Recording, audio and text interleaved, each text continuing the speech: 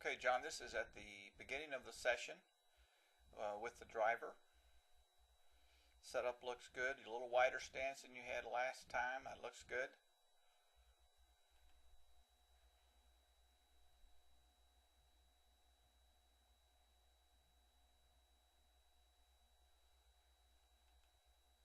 Really good finish. Let's look at a comparison of that swing to what you had last time.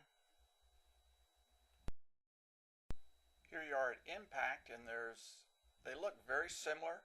There is the subtle difference of looking at this back leg.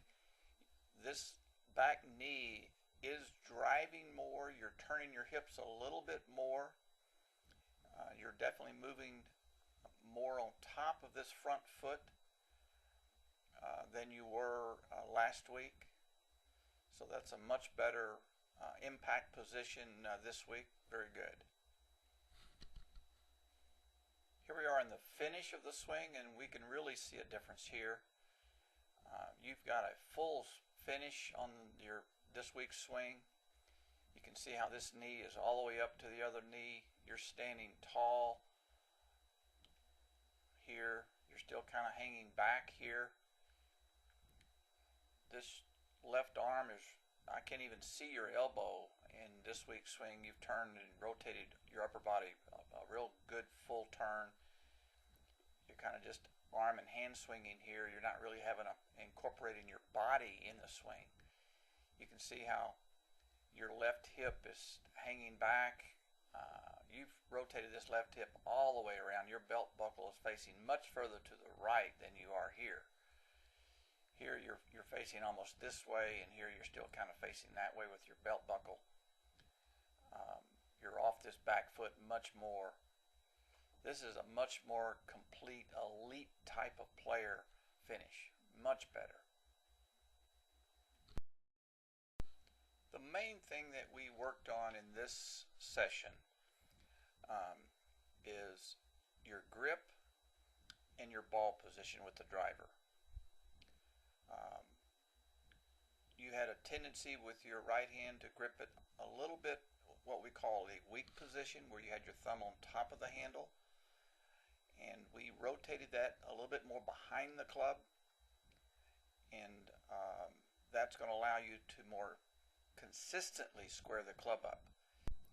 And we did see some very consistent, tighter distribution of shot patterns when you made that grip change.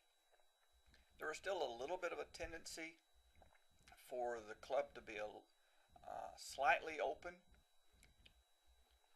and you had a nice tight pattern, but that pattern was a little more left than where you were set up to do.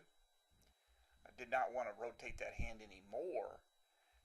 Was a little bit suspicious that maybe the ball position was a little bit too far back and the club hadn't had a chance to square up. So we moved the ball a little bit more forward toward the end of the session. That gives the club a little bit more time to square up, and when you made both changes, right hand a little stronger to help rotate the club face faster, and the ball position a little bit more forward, those two together kept the tight pattern, but also moved that cluster pattern a little bit more to the right and more in the center of your target line. We did work on a few other things of taking the club back a little bit more to the inside, but if you only retained two things in yesterday's session, it would be ball position and rotating that right hand a little bit more behind the club.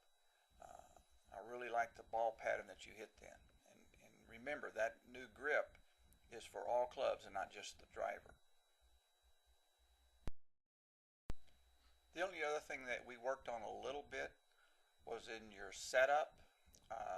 This picture on the left was last week, and you can see how you had basically a stretched out straight line with your arms and club reaching out to the golf ball. Here in the middle we have Grant Waite. You can see how his hands hang more under his shoulders. Has a little bit of an angle from his arm and his shaft. We worked with this a little bit. This is your setup after making that change where you stood a little closer to the ball, got into a little better athletic posture. You did have some trouble getting the swing plane lined up to the golf ball. You hit behind the ball quite frequently.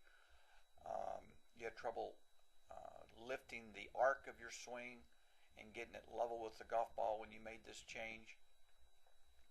Certainly if you're going to play competitively right now, I would want you to go back to the one that's more comfortable, one that you feel like you can control that swing plane.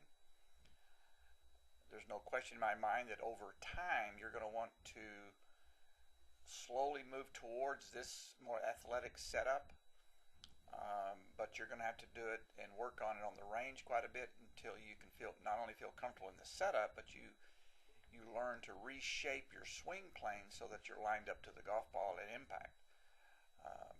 And we'll work on that some more.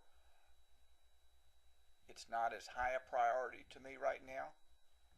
Your ball flight looks really good just simply with the grip change and ball position change. So even if you have this set up here on the left, the other changes created very good ball flight.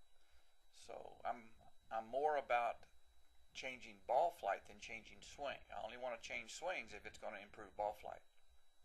So I don't mind this idiosyncrasy at this point.